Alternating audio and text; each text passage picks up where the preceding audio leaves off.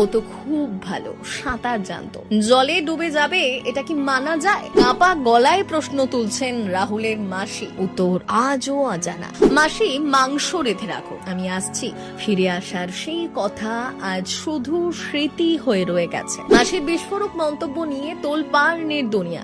শেষ পর্যন্ত কি সত্যিটা সামনে আসবে? শিলিগুড়ির ছোট্ট বাড়িটা আজ অদ্ভুত নীরব। রাহুলের প্রিয় চেয়ারটা ফাঁকা পড়ে আছে, যেন এখনো অপেক্ষা করছে।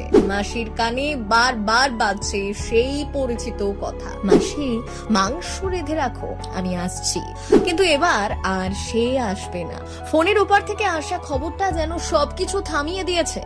যে ছেলেটা খুব ভালো সাঁতার জানতো, সে কিভাবে জলে ডুবে গেল? এই প্রশ্নের উত্তর খুঁজে পাচ্ছেন না কেউ।